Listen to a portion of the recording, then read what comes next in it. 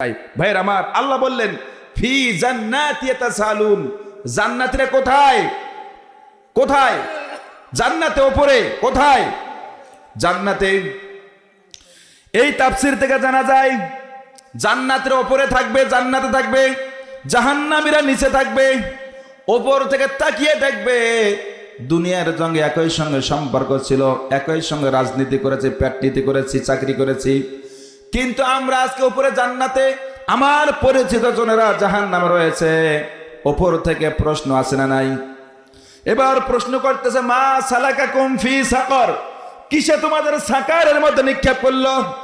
এবার সাকারবাসীরা বলতেছে চারটা কারণ। জোরে বলেন কয়টা? জোরে বলেন কয়টা?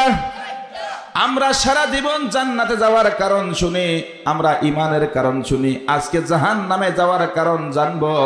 কোন কোন অপরাধ করলে জাহান্নামে যাওয়া লাগে, এই অপরাধগুলো আমাদের জানার দরকার আছে না নাই? তাহলে জাহান্নামে যাওয়ার কারণ হলো, সকলে বলেন কয়টা? চিল্লা বলেন কয়টি? চারটি কারণ। মা সালাকাকুম ফি সাকার, সাকার হলো একটা জাহান্নামের নাম। এবার আপনারা বলেন জান্নাত কয়টা? 8টি। জাহান্নাম কয়টা? 7টা। 1 নম্বর জাহান্নাম জাহিম, হাবিয়া, হুতামা, লাজা, সাকার, সাইর। এই মা সালাকাকুম ফি সাকার, এই সাকারের কথা আল্লাহ বলতেছেন। কিসে তোমাদের সাকার নিক্ষেপ করলো? সাকার হলো আগুনের লেলিহান শিখা, কিসে তোমাদের লেলিহানের মধ্যে নিক্ষেপ করলো? এবার সাকারবাসীরা বলতেছেন আল্লাহর বান্দারা শুনে নাও, ও আমার বন্ধুরা শুনে নাও, 4টা অপরাধ করেছিলাম, এই 4টা অপরাধের কারণে আজকে আমরা সাকারে এসেছি। জোরে বলেন কয়টা? 1 নম্বর কারণ হলো সাকারবাসীরা বলতেছে ক্বালু, তারা বললেন লাম নাকু মিনাল মুসাল্লিন।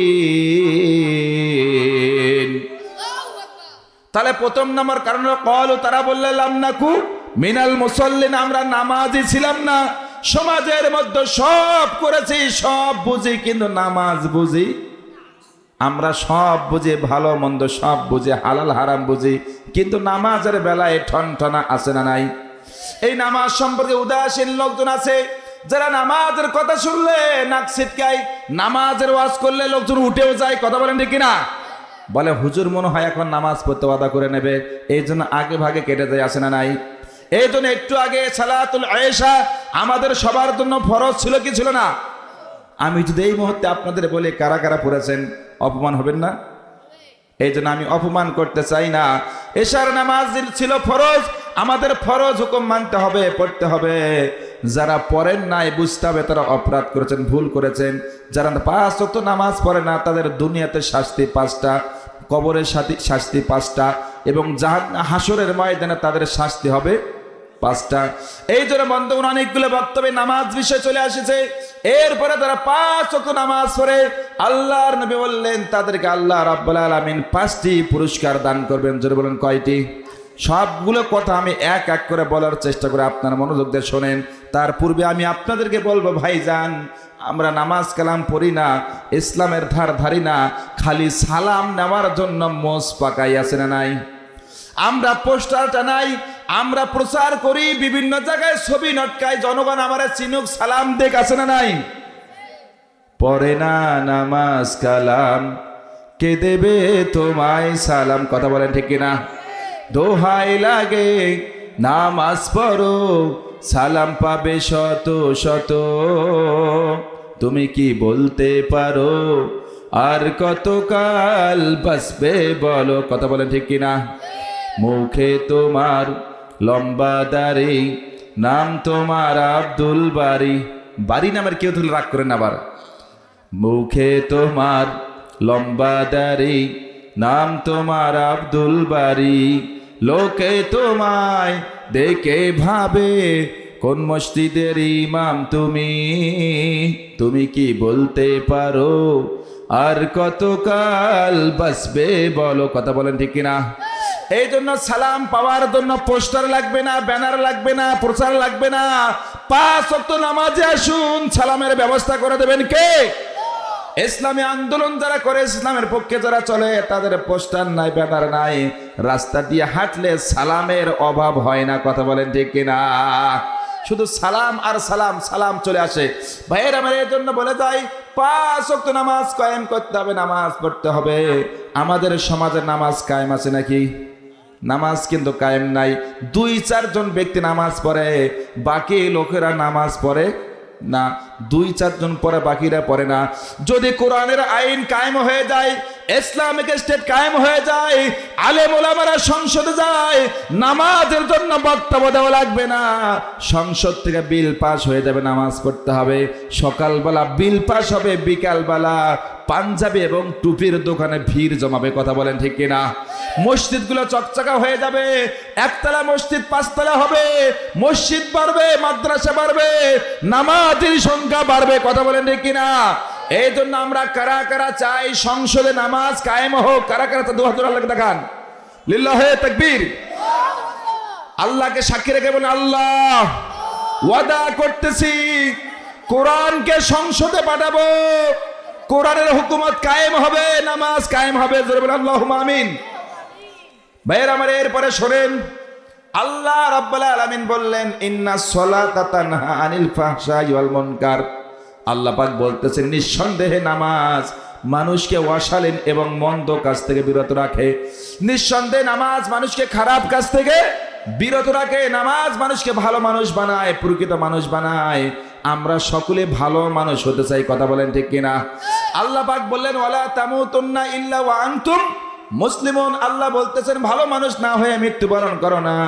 কারণ হলো আমাদের মরতেই হবে, ভালো মানুষ হতেই হবে। এই জন্য আমরা যতই চেষ্টা করি মৃত্যু থেকেও বাঁচতে পারবো। আপনারা কি পারবেন? এই জন্য মুসলমান হতে হলে আল্লাহর নবী সাল্লাল্লাহু আলাইহি ওয়াসাল্লাম বললেন ইন্নাল কুফরু বাইনা ওয়াল বাইনা আবদুন তালকু সালাত, রাওয়াহুল বুখারী। হুজুর সাল্লাল্লাহু আলাইহি ওয়াসাল্লাম বলতেছেন যে ব্যক্তি 5 ওয়াক্ত নামাজ পড়ে সে মুসলমান, যে ব্যক্তি নামাজ পড়ে না সে মুসলমান থাকতে পারে। 2-1 জন ভাই উঠলো, খারাপ লাগতেছে? বিরক্ত হচ্ছেন? শেষ করে দেব? তাহলে 2-1 জন উঠবে কেন? আমার মাহফিলে লোক ওঠার ইতিহাস নাই। যতক্ষণ আলোচনা করেছে একটা লোক ওঠে নাই কোনোদিন, আজকে উঠবেন না। যদি খারাপ লাগে বলেন, আমি শেষ করে দেব, কোনো আপত্তি নাই। যাবেন? চলবে? চলবে। তালের তাকবীর দিয়ে দেখেন তো কারা কারা থাকতে চান। লিল্লাহে তাকবীর। পেছনে ফের আওয়াজ দিচ্ছে না, চিল্লায় বলতে হবে লিল্লাহে তাকবীর। আল কোরআনের আলো, কোরআন আছে যে দলে, নামাজ আছে যে দলে, নারে তাকবীর। এই নামাজের কথা বলতেছিলাম। জাহান্নামে যাওয়ার কারণ কয়টা? জোরে বলেন কয়টা? 1 নম্বর নামাজ কাজা করা। যারা নামাজ পড়ে না, নামাজ কায়েম করতে চায় না, আল্লাহ রাব্বুল আলামিন বললেন তাদের জন্য সাকার রেডি, তাদের জন্য সাকার রেডি। আবার আল্লাহ বললেন নিঃসন্দেহে নামাজ মানুষকে অশালীন এবং মন্দ কাজ থেকে বিরত রাখে। ভাইয়ের আমরা এক্সাম্পল সামান্য সময় দেয়, 2-1 মিনিট একটা এক্সাম্পল দেয়, ভালো লাগবে। এক এলাকার এক মাতবার সাহেব ছিলেন, বিচার করে বেড়ায়। কি করে বেড়ায়? আমাদের সমাজে এরকম মোসারু মাতবার আছে না নাই? খালি বিচার বিচার করে বেড়ায়, মানুষের বিচার করে, টাকার বিনিময়ে রায় উল্টা পাল্টা করে, আছে না নাই? এক দুষ্ট ছেলে এলাকায় ছোট মোটো চামচামো করে, চুরি চামারি করে, মানুষের লাউ কুমড়া চুরি করে, কলের হাতা চুরি করে। এই দুষ্ট ছেলে একদিন চুরি করে নাই, চুরি করে নাই, অপরাধ করে নাই, কার যেন টিউকলের হাতা নাই। এবার মিটিং বসেছে, ওই চোরে ধরে বিচার করতেছে। এবার মাতবার সাহেব রায় দিলেন এই চোর যে যেগুলো করে এটাও করেছে, একে এলাকা থেকে তাড়িয়ে দিতে হবে। রায় হলো তাকে জুতার মালা গলায় দিয়ে এলাকা ছেড়ে চলে যেতে হবে। লোকজন মেনে নিল, এই দুষ্টকে জুতার মালা গলায় দিয়ে তাড়িয়ে দেওয়া হলো। এবার জুতার মালা গলায় দিয়ে বাহিরে যাচ্ছে, মনে মনে চিন্তা করে যেহেতু এলাকা ছেড়ে চলে যাব, আমি মাতবারের বাড়ি না চুরি করে যাব। টেনশন আছে না নাই? এবার চোর বলতেছে মাতবার কত অন্যায় করে, অবিচার করে, বিচার হয় না, আমি তো আজকের চুরিটা করি নাই, কেন রায় দেওয়া হলো? এবার বন্ধুগণ বাহিরে গিয়ে টেনশন করে কেমনে কি করা যায়। এবার মাতবারের বাড়ির আশপাশ ঘুরতেছে, বাড়িতে কেউ নাই, এই সুযোগে ঢুকে পড়েছে। বলতেছে টেনশন করো না, আমার বাড়ির পাশে অমুক ভিটায় 3 বিঘা জমি ভালো, যার হাতে মেয়ে দেব সঙ্গে 3 বিঘা জমিও দেব। মারহাবা, জোরে বলে মারহাবা। এবার বন্ধুগণ চোর খাটের নিচে চিন্তা করে, কি কয়, মসজিদে গেলে মাতবারের মেয়ে প্লাস 3 বিঘা জমি, আর চুরি করলে সামান্য মাল সামানা, কোনটা ভালো? নামাজে যাওয়াই ভালো, কি বলেন? এবার মাতবার এবং মাতবার স্ত্রী ঘুমিয়ে পড়লেন। চোর মিয়া দরজা খুলে এবার বাইরে গেলেন, চুরি চামারি বাদ, মসজিদে যাব, নামাজ পড়বো। গেলেই মাতবারের মেয়ে আছে না নাই? এবার বন্ধুগণ, আজান হবে ভোর 5টায়। জোরে বলেন, কয়টায়? 5টায় আজান হবে। এবার চোর মিয়া গোসল করে 4টায় গিয়ে হাজির, 1 ঘন্টা আগে। এবার মুয়াজ্জিন সাহেব বুড়া মানুষ আজান দেওয়ার জন্য 4:30টার দিকে যাচ্ছে। এবার চোর মসজিদের আশপাশ ঘরে আর বলে, মুয়াজ্জিন খালি বেতন খায়, ঠিক মতো আজান কালাম দেয় না। বন্ধুগণ, এমনি করে মুয়াজ্জিন সাহেব ধীরে ধীরে বুড়া মানুষ লাইট নিয়ে যাচ্ছে, দূর থেকে টর্চ লাইট মেরে থেকে চোর ঘুরতেছে। এবার বুড়া মানুষ মাথার মধ্যে টেনশন, মনে হয় আমার মসজিদের মাইক আজকে নাই। টেনশন আছে না নাই? এবার মুরব্বী যখন টর্চ লাইট দিয়েছে, চোরের সঙ্গে দেখা হয়ে গেল। চোর মিয়া রাগান্বিত হয়ে বলতেছে, ও মুয়াজ্জিন সাহেব, খালি বেতন খাও, সময় মতো আজান দাও না। আমি সেই কখন নামাজ পড়তে আসছি তোমার খোঁজেই নাই। এরকম নতুন নতুন নামাজি হয় যারা ইমাম মুয়াজ্জিনের ভুল ধরে, কথা বলেন ঠিক কিনা? খালি ইমাম এবং মুয়াজ্জিনের ভুল খুঁজে বেড়ায়, কোথায় ঝামেলা, কোথায় এক টুকরা বালু পড়ে আছে, একটু ঝামেলা হলে ইমামের চাকরি ক্যান্সেল, কথা বলেন ঠিক কিনা? এই জন্য নতুন নামাজিরা একটু ভুল ভাল বেশি ধরে।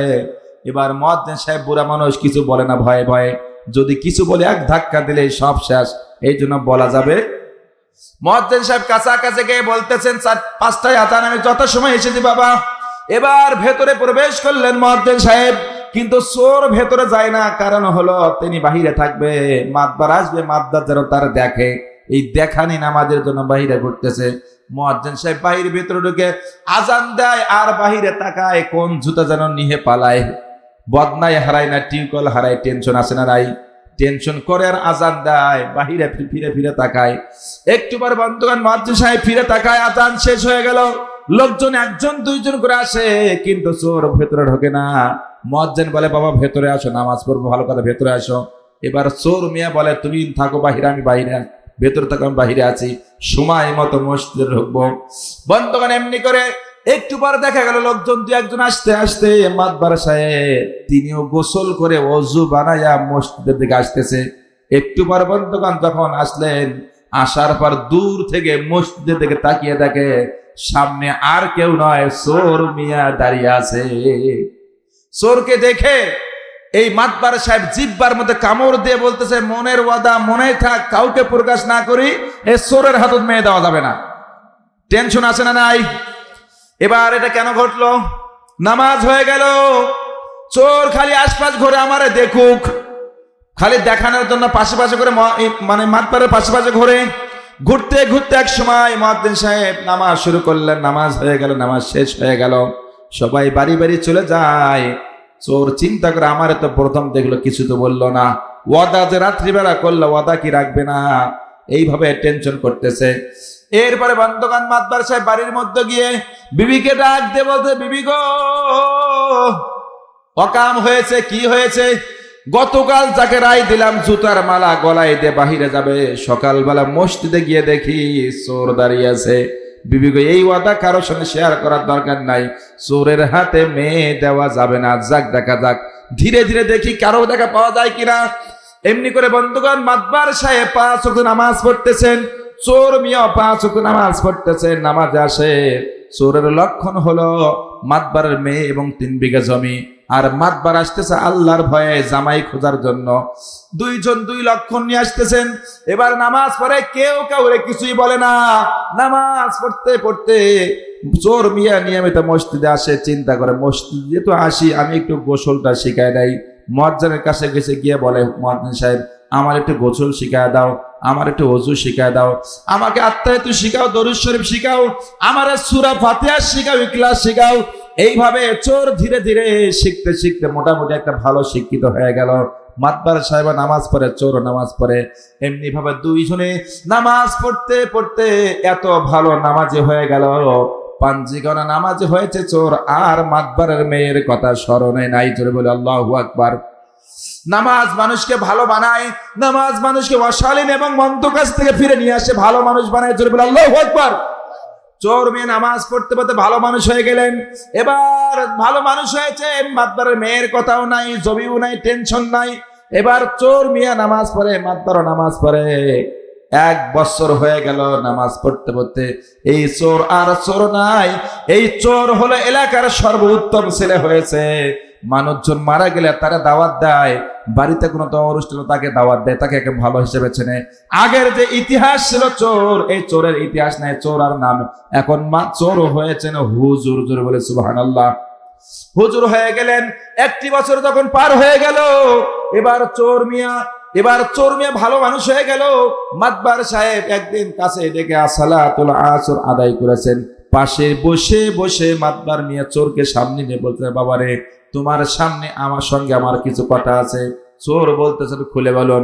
এবার চোর মিয়া যখন বসেছেন, মাতবারে বসেছেন, আরো 2-1 মুরব্বী সেখানে বসেছেন। এবার মাতবার বলতেছেন, ও আল্লাহর বান্দা যুবক বাবাজি, তোমার সামনে কিছু কথা বলতে চাই। সেটি হলো, দীর্ঘ 1 বছর আগে রাত্রিবেলা ওয়াদা করেছিলাম, সর্বপ্রথম মসজিদে এসে আমি যাকে পাবো তার হাতের মধ্যে মেয়ে উঠায় দেব, তাকে আমি মেয়েদের বিয়ে দেব, সঙ্গে 3 বিঘা জমিও দেব। 1 বছর আগ থেকে আমি খুঁজে কোনো ভালো ছেলে পাই না। বর্তমানে তোমার আগে ছিল চোর, এখন তুমি চোর নয়, তুমি ভালো। আমি তোমার হাতে আমার কন্যাকে উঠা দিয়া আমি আমার ওয়াদা বাস্তবায়ন করতে চাই। এবার চোর বলতেছে, বাবাজি যেদিন আপনি ওয়াদা করেছিলেন, নিয়ত করেছিলেন সর্বপ্রথম যে যুবককে দেখবেন তার হাতে মেয়ে দিবেন, ওই দিন আমি আপনার খাটের নিচে শুয়ে সব শুনেছিলাম। শোনার পর আপনার মেয়েকে বিয়ের লোভে, আপনার জমির লোভে আমি নামাজে এসেছিলাম। আমি নামাজে আসার পর ইসলামের প্রকৃত স্বাদ পেয়েছি, আমি নামাজের স্বাদ পেয়েছি, জান্নাতের সুঘ্রাণ পেয়েছি। আমি আর তোমার মেয়েরও চাই না, তোমার জমিরও চাই না, আমি চাই আল্লাহর জান্নাত। জোরে বলে আল্লাহু আকবার। আমার বিয়ে সাথে দরকার নাই, জমি জমা লাগবে না, আমি আমার আল্লাহর জান্নাত চাই। এবার মাতবার বলতেছেন, না আমি ওয়াদা করেছি তোমাকে বিয়ে দেব। চোর মিয়া বিয়ে করবেন না, মাতবার মিয়া ছাড়বেন না। এবার গন্ডগোল চলমান থাকলো। আমরা সামনে আসি। ভাইয়ের আমার, আমি গল্প বলবো ইনশাল্লাহ, বাদ দেবো না ইনশাল্লাহ। সামনে চলে আসেন। এরপর আল্লাহ বলতেছেন, জাহান্নামীদেরকে বললেন, ও জাহান্নামীরা জান্নাতীরা বলেন, কারণ তোমরা 4টা বললো। 1 নম্বর হলো 5 ওয়াক্ত নামাজ কাজা করেছো, নামাজ কালাম পড়ো নাই। তোমাদের নামাজ পড়ো নাই কারণটা কি? তখন জাহান্নামীরা বলে, দুনিয়ার মোহে পড়েছিলাম, লোভ লালসায় পড়েছিলাম, নামাজ পড়তে পারি নাই। আজান হয়েছে, হাইয়া আলাস সালাহ, মসজিদে আজান হয়েছে, নামাজের জন্য আসো, নামাজের জন্য আসো। আমরা বললাম, ও মুয়াজ্জিন চিল্লাও কেন, নামাজে গেলে হবেটা কি? মুয়াজ্জিন সাহেব বললেন, হাইয়া আলাল ফালাহ, হাইয়া আলাল ফালাহ, কল্যাণের জন্য আসো, কল্যাণের জন্য আসো। নামাজ পড়লেই তোমার কপাল খুলে যাবে। জোরে বলি সুবহানাল্লাহ। এই জন্য নামাজ পড়ার প্রয়োজন আছে না নাই? জোরে বলেন, আছে না নাই? ভাইরা আমার, 1 নম্বর তাহলে নামাজ কাজা করা যাবে। যদি আযাব থেকে বাঁচতে চাই, নাজাত পেতে চাই, 5 ওয়াক্ত নামাজ পড়া দরকার আছে না নাই? আমার সামনে যুবক ভাইরা, বৃদ্ধ বাবাজিরা, ছোট বাচ্চারা যারা আছেন, আজকের আলোচনা আমি আপনাদের বললাম, নামাজের গুরুত্ব সম্পর্কে জানান দিলাম। নামাজ না পড়লে জাহান্নাম আছে। এই আলোচনা শোনার পর কারা কারা আছেন মনে মনে নামাজের নিয়ত করলেন যে হুজুর আজ থেকে আর নামাজ ছেড়ে দেব না? কারা কারা নামাজ পড়তে চান? আল্লাহর রাস্তায় গভীর রজনীতে আল্লাহকে সাক্ষী রেখে 2 হাত উঁচু করে দেখার যে আল্লাহ আজ থেকে আর নামাজ কাজা করব না। হাত তোলা যাবে? তুলেন দেখি, কারা কারা নামাজ পড়বেন আজ থেকে? লম্বা করে 2 হাত তোলেন। নতুন নামাজি আলহামদুলিল্লাহ বলেন। হাত উঁচু করেন, হাত লম্বা করেন, আল্লাহকে ডাকেন, আল্লাহ এই গভীর রাত্রিতে আপনাকে সাক্ষী রেখে ওয়াদা করছি আজ থেকে আর নামাজ কাজা করব না। আল্লাহ আপনি আমাদের এই ওয়াদা বাস্তবায়ন করার তৌফিক দান করুন। জোরে বলে আমিন। ওয়াদা করলাম কার কাছে? জোরে বলেন কার কাছে? ভাইজান, সারা রাত ওয়াজ করা লাগে না, সারা রাত বক্তব্য শোনা লাগে না। একটা ওয়াজ যদি আমল করেন, আল্লাহ পাক রব্বুল আলামিন আপনার আমার জীবনের পরিবর্তন আনবে, কথা বলেন ঠিক কিনা? হাজার গানের মাঝে একটি গান যদি আল্লাহর কাছে প্রিয় হয়, সেই তো খুশির কথা, সেই তো সফলতা, চাওয়া পাওয়া আর কিছু নাই, চাওয়া পাওয়া আর কিছু নাই, কথা বলেন ঠিক কিনা? এই জন্য হাজারো বক্তব্য, হাজারো গান, হাজারো আলোচনা, একটা আলোচনা যদি আমলের মধ্যে হয়ে যায়, নিয়ত করা যায়, আল্লাহ রাব্বুল আলামিন আপনাকে আমাকে নাজাত দিয়ে জান্নাত দান করবে। জোরে বলি সুবহানাল্লাহ। আজকে আলোচনা সফল হয়ে যাবে। যারা ওয়াদা করেছেন আগামীকাল থেকে নামাজ শুরু করে দেবেন, নামাজ ছাড়বেন না, আজকের মাহফিল সফল, আয়োজক গোষ্ঠী সফল, যারা অর্থ দিয়েছে তারাও সফল, সবকিছু সফল করে দেবেন কে? জোরে বলেন কে? এরপরে বন্ধুগণ, এরপরে দ্বিতীয় আমরা আসবো। তার পূর্বে দুই একটি কথা আমি বলে দেই, সেটা হলো আমার মা বোনরা বসে আছেন, আমি শুনলাম পুরুষদের চাইতে মহিলারা অনেক বেশি আছেন, এই জন্য মায়েদের জন্য আলোচনা করার দরকার আছে না নাই? আমার মা আপনাদের জন্য বলে যায়, ও মা শুনে নেবেন, আল্লাহ পাক রব্বুল আলামিন বললেন, শোনো শোনো, মহিলাদের জন্য চারটা ওয়াজ, চারটা ওয়াজ, চারটা ওয়াজ, চারটি মাত্র বক্তব্য। আল্লাহর কোন গোলাম যদি আল্লাহর কোন বান্দি যদি চারটি আমল করে, আল্লাহর নবী বলেছেন জান্নাতের 8টি দরজা, যেটা দিয়ে খুশি ওটা দিয়ে জান্নাতে প্রবেশ করবে। জোরে বলে সুবহানাল্লাহ। এই জন্য ভাইয়ের আমার বসেন, কেউ উঠবেন না, দাঁড়াবেন না, আমি সংক্ষিপ্ত সময় নিলাম, শেষ করে দেবো। বন্ধুগণ, আমি আমাদের মায়েদের বিষয়ে দুই একটি কথা বলে যাই, সামনে আমি বাকিগুলো সহজে শেষ করব। আমার মা, আমার বোন শুনে নেন, আল্লাহ পাক রব্বুল আলামিন বললেন, আল্লাহর নবী বললেন চারটি আমল। জোরে বলেন কয়টি? আরো জোরে কয়টি? মাত্র চারটি আমল। 1 নম্বর, আল্লাহর নবী বললেন মহিলাদেরকে 5 ওয়াক্ত নামাজ পড়া লাগবে। জোরে বলেন কয় ওয়াক্ত? 5 ওয়াক্ত নামাজ পড়া লাগবে।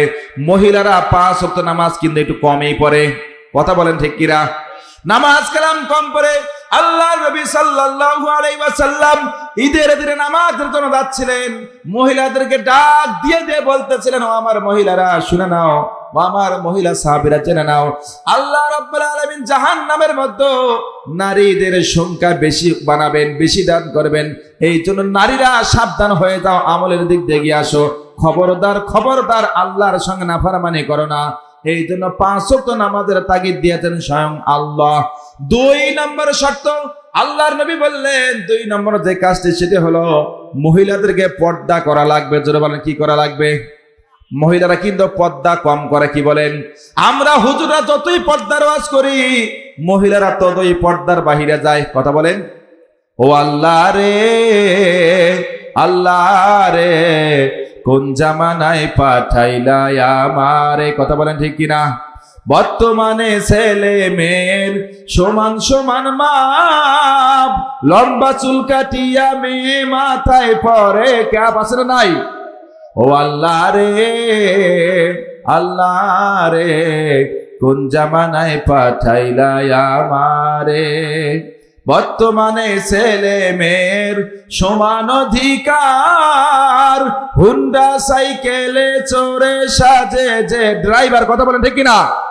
বর্তমানে ছেলে মেয়ের সমান অধিকার, হুন্ডা সাইকেলে চড়ে সাজে যে ড্রাইভার। আল্লাহ রে, কোন জামানায় পাঠাইলা আমারে। ও আল্লাহ রে, আল্লাহ রে, কোন জামানায় পাঠাইলা আমারে। হিন্দি গানের তান মারিয়া রাস্তা হাইটা যায়, কারো আবার সুরে সুরে বুকটা ফাইটা যায়, কথা বলেন ঠিক কিনা? এই বুক ফাটার গান বলে বাংলা জমিনে মহিলারা ভাইরাল হয়েছে, কথা বলেন ঠিক কিনা? আর কোরআনের তাফসীর করে আলেম ওলামারা জেলের মধ্যে বন্দী হয়েছে। আমি আপনাদের মাঝে স্পষ্ট ভাষায় বলে দিতে চাই, আমার ভাইরা, যুবক ভাইরা, আপনারা শুনে নেবেন, জেনে নেবেন, বাংলার জমিনে বুক ফাটার দিন শেষ। আল কোরআনের বাংলাদেশ, কথা বলেন ঠিক কিনা? এই জন্য কোরআন আছে যেখানে, হাদিস আছে যেখানে, ভাইরা আমার, এই জন্য আমরা চেষ্টা করব আল্লাহ রাব্বুল আলামিন যাতে করে আমাদেরকে কবুল করে নেন। আমরা ইসলামের পক্ষে থাকবো, কোরআনের পক্ষে থাকবো। আমি মহিলাদেরকে বলতেছিলাম, মা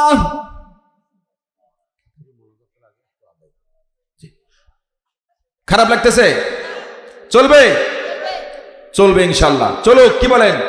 দেখা যাক কতক্ষণ থাকেন আপনারা। দু একজন মুরব্বী উঠতেছে, বেশি লোক উঠতে, দু একজন মুরব্বী উঠে যাচ্ছে। কষ্ট হচ্ছে বাবা? খুব কষ্ট হচ্ছে? তাহলে শেষ করে দেবো। কষ্ট হচ্ছে? চলবে? চলুক, আল্লাহ কবুল করুন, যদি বলে আল্লাহুম্মা আমিন। এরপরে বন্ধুগণ, পর্দার বিষয়ে বলতেছিলাম। আল্লাহ রাব্বুল আলামিন মহিলাদের পর্দার বিষয়ে বললেন, ওয়াকারনা ফি বুয়ুতিকুন্না ওয়ালা তাবাররাজনা তাবাররুজাল জাহিলিয়াতিল উলা। আল্লাহ পাক বললেন, মহিলারা পর্দায় থাকার বস্তু, ঘরে থাকার বস্তু ঘরের মধ্যে থাকবে। যদি ঘর থেকে বের হতেই হয়, ঘর কার সঙ্গে নিয়ে যাবে? আপনি বলতে পারেন, বাবা হুজুর ঘর আবার কেমনে সঙ্গে করে নিয়ে যায়? এবার তাফসীর কারকরা বলতেছেন, ঘর মাথায় করে নিয়ে যাওয়া লাগে না।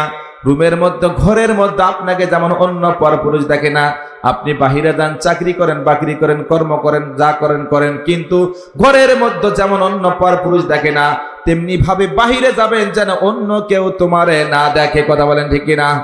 এই জন্য পর্দার বিষয়ে সতর্ক হওয়ার দরকার আছে না নাই?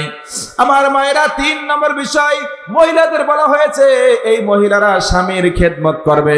জোরে বলেন, কার খেদমত করবে? তাহলে স্বামীর খেদমত করার দরকার আছে না নাই? আমার মায়েরা শুনে নেবেন, জেনে নেবেন।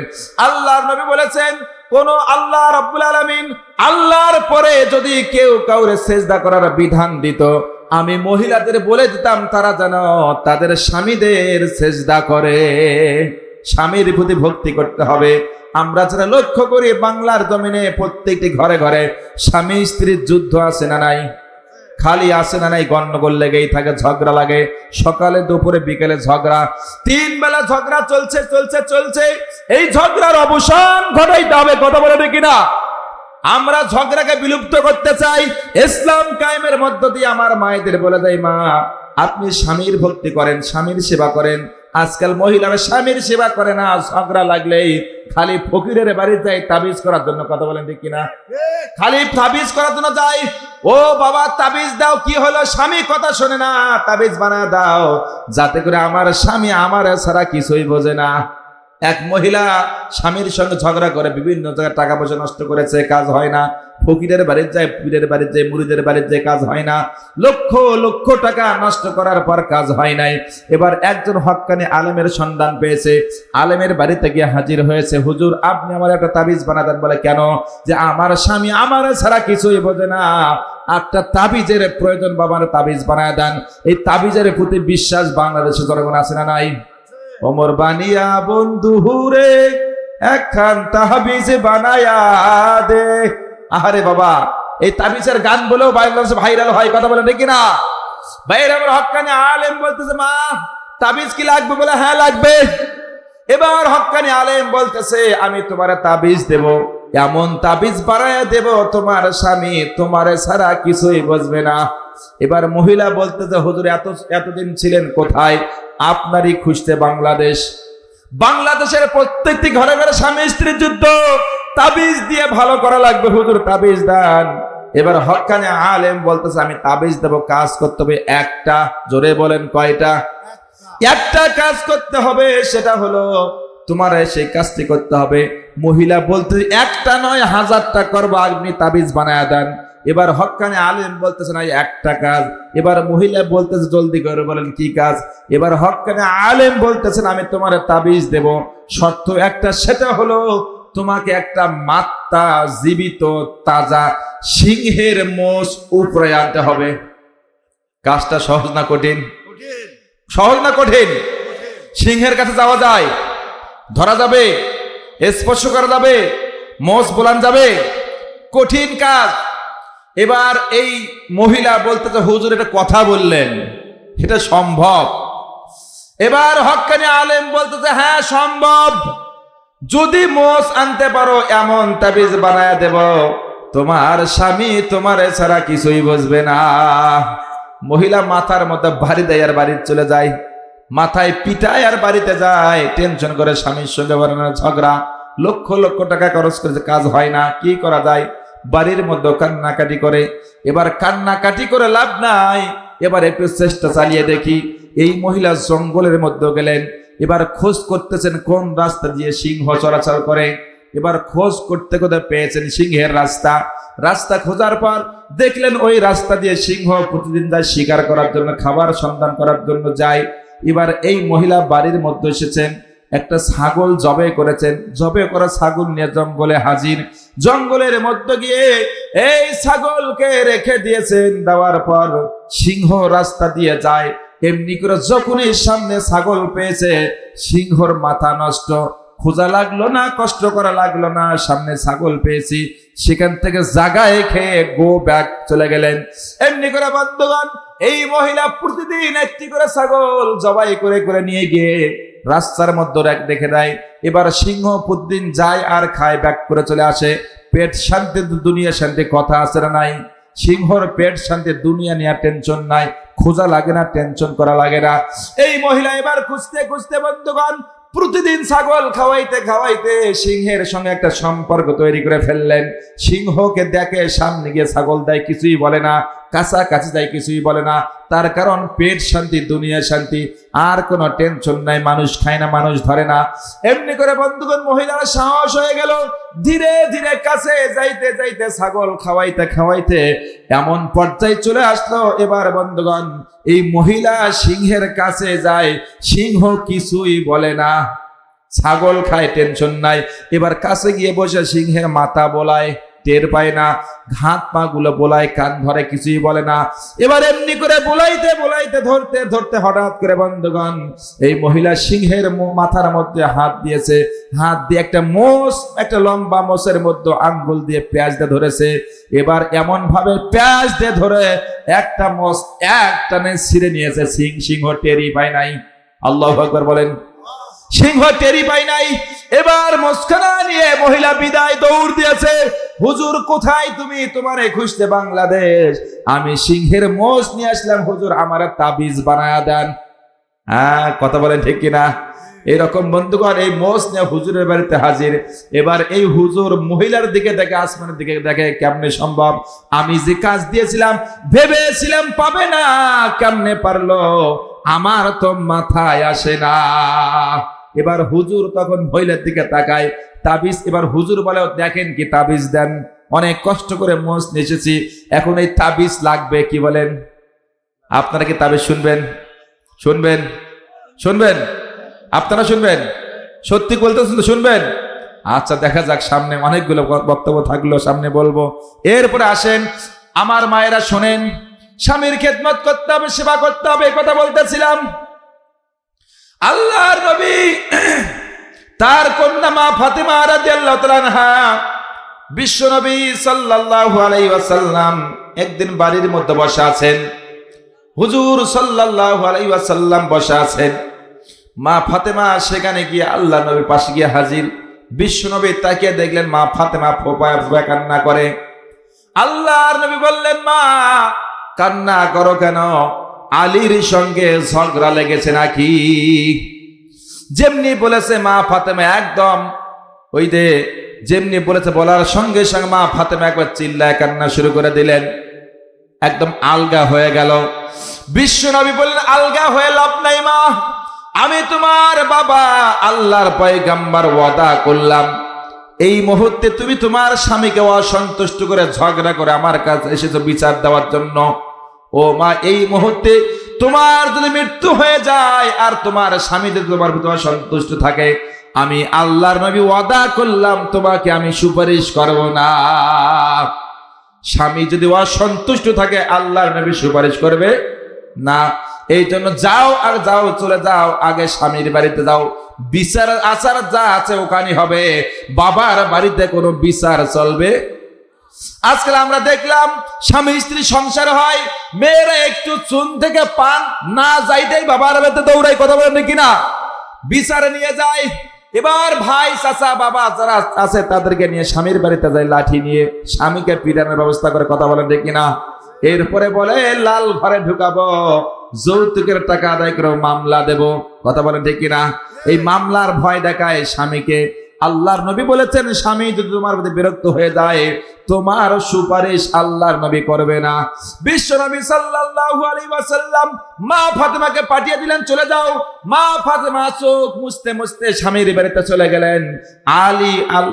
আলী ফাতেমাকে দেখে মুচকি মুচকি হাসতেছে এবং বলতেছে, ফাতেমা টেনশন করো না, চলে আসো, কাছে বসো।